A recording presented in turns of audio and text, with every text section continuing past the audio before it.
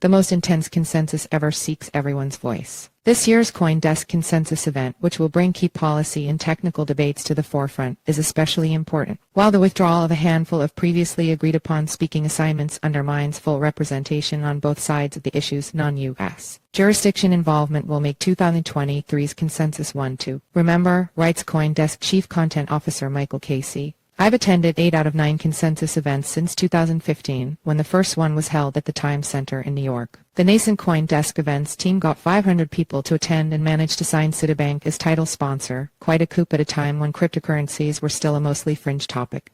Since then, and including the past 3 years in which I've been the host of Consensus, the annual gathering has functioned as an all-inclusive bellwether for the state of the industry. The chaotic, jam-packed consensus of 2018, for example, captured the frenetic bull market of the initial coin offering ICO era, while the following year was more subdued, reflecting a bear market in which the focus turned to developers' work on non-fungible tokens, NFT, Layer 2 blockchains, and decentralized finance DeFi prototypes that would later drive the next bull market 18 months later. Looking back on all of them, I would say that no consensus has felt as weighty as the one we will kick off next Wednesday at the Austin, Texas Convention Center. You're reading Money Reimagined, a weekly look at the technological, economic, and social events and trends that are redefining our relationship with money and transforming the global financial system. Subscribe to get the full newsletter here. As with 2018, trading losses, along with slimmed-down marketing and travel budgets, will ensure a somewhat smaller turnout than last year, which drew a record 20,000 attendees from more than 130 countries. This year's final tally won't be known for a few days, but we know Consensus 2023 will still register as the second largest in-person turnout in the conference's history.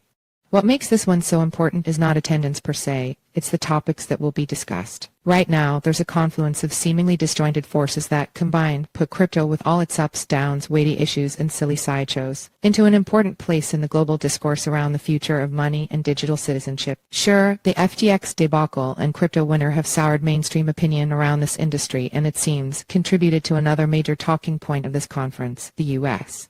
war on crypto. But alongside that unprecedented regulatory crackdown, there's also the background promise and anxiety stoked by the rapid encroachment of artificial intelligence into the broader digital economy. Meanwhile, there's the quiet but progressive engagement of traditional finance tradfi with digital asset technology. Come hear Franklin Templeton CEO Jenny Johnson talk about what her 74-year-old firm is doing with music royalties, and that, whether we like it or not, governments continue to build central bank digital currencies, which is creating some strange bedfellows between conservative and progressive opponents of them.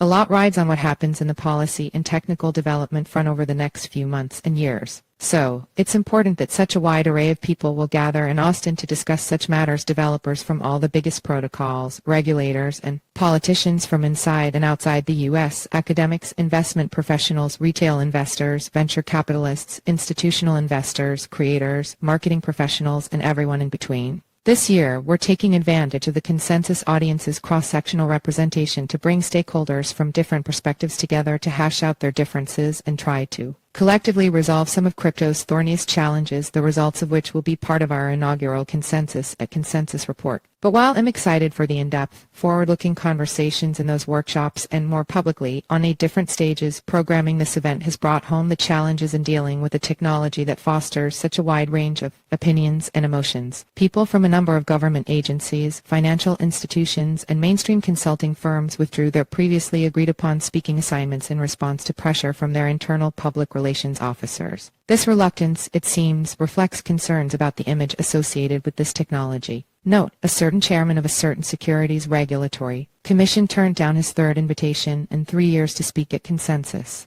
What bothers me about this is that if one side of the debate is absent, they cede ground to the extremists on the other side. Not turning up is the best way for those who want a more regulated industry to allow the crypto bros to dominate the conversation. A more intensified echo chamber is hardly what we need. Now is the time for people to come together and address their differences to advance the global conversation around this technology. It's not the time to hide under a rock. The good news is that, thanks to the engagement from regulators and businesses in non-U.S. jurisdictions, Consensus 2023 definitely will not feel like an echo chamber. In a number of sessions, we'll be highlighting the regulatory approaches and industry developments in Japan, Dubai, Abu Dhabi, the U.K., Bermuda, the Bahamas, South Korea, Switzerland, and other countries, as well as from the International Monetary Fund. The outside world is engaging with crypto, even if the U.S.